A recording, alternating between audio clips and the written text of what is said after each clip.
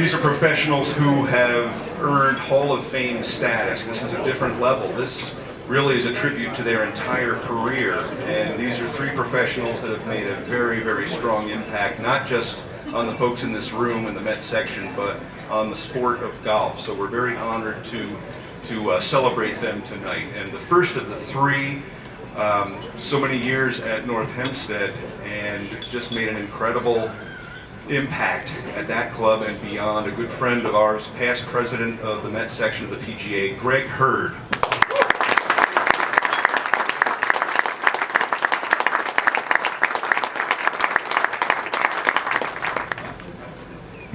Congratulations, Mr. Hurd. Thank you. So, you look incredibly comfortable in that chair, by the way. This suits you. I can tell you what suits me. Just living in Florida, coming up here to see all you guys. Well, we're all glad you made the trip. Listen, going way back, when did you first get the golf bug? What inspired you to get involved in the business? Well, going way back, my parents. They both played golf. I was fortunate that they were members of Whippoorwill Country Club in Armonk. And the professional there was Harry Montevideo, who taught me how to play. And a guy named Dave Alvarez came along in about 1970. Nelson, remember him? Yeah, whatever he said, times it by 4 and divide by 2, and maybe that's what happened. But Dave Alvarez was really an inspiration to me, because he was an assistant there, 14, 15-year-old, and that's why I wanted to be in the golf business. Well, we're glad you got there. 31 years at North Hempstead. Describe the relationship you had with the club and its members, and explain how you were able to hold the position there for so long. It's quite a dynasty. Yeah, well, thank you. It is. I think I was, 9 years at Sleepy Hollow as an assistant, and then 31 at North Hempstead. So I was only at 2 clubs. If I look back on it, I think that if you're honest and have high integrity, and you don't BS them, and if you do something wrong, you own up to it. And if your staff does something wrong, the buck stopped here. I always protected them, and we tried to. I think that was important. And you know what? When they came into the shop, you always had a smile on your face. They asked how you were doing. I would tell them, but I always tried to get to them as soon as I could. How are you doing? When they came to talk to me, I wanted to make sure that I got them.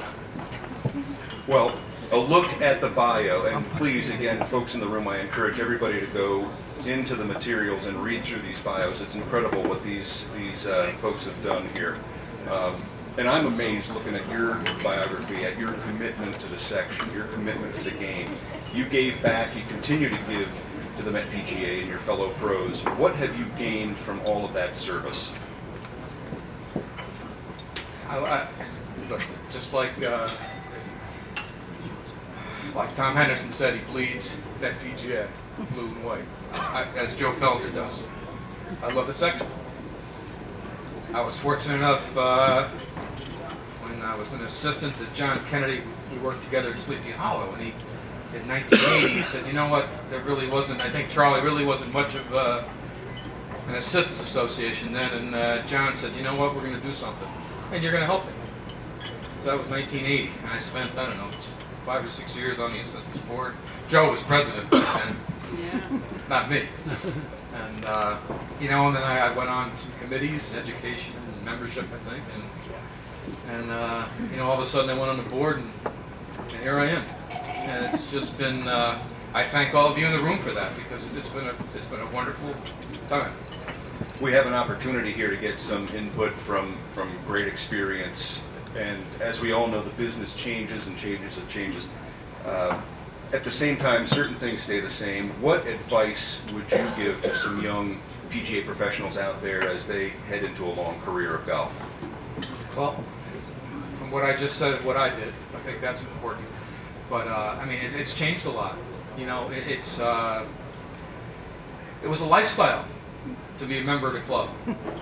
Back when I grew up, back when my kids grew up, and now it's an activity. It's part of their. They try to find a piece of time to be at the club. they're so active with their children. Kids are playing 17 sports at once. And I think, you know, you're on call 24/7 now. You know, wherever the cell phone is, man, it's going off all the time, and you got to answer it. But I think you need to find time for yourself, and it's very easy to get lost in that. Great advice. And you did mention family. I want to switch things over to your family. Of course, I know I see a son here who is also a PGA member, and the legacy continues. Talk about the importance of family and how you've kept that balance. Well, I can tell you right now, I wouldn't be sitting here right now if it wasn't for her.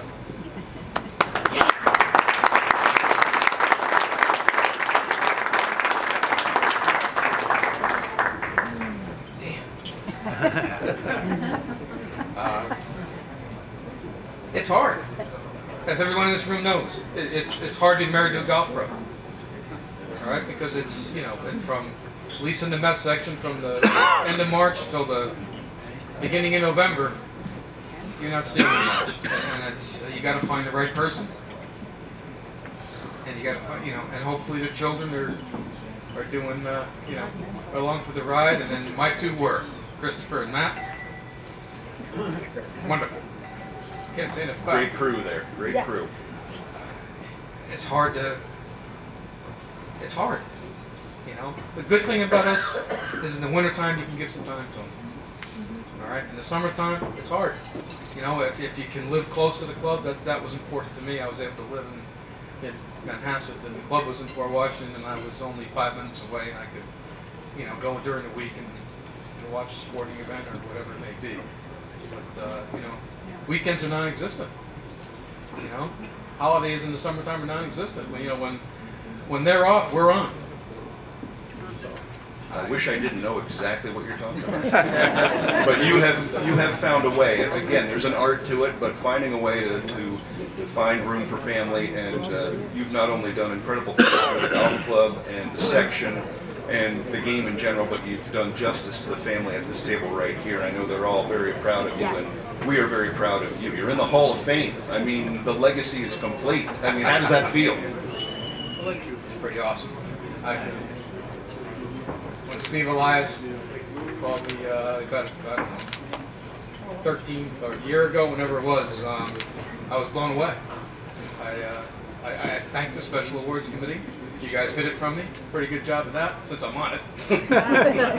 He didn't vote for himself. I can't tell you how special it is, and how proud I am. Well, you're in the right place, and we thank you for all your service and all the things you've done for the section and for the game. A big round of applause.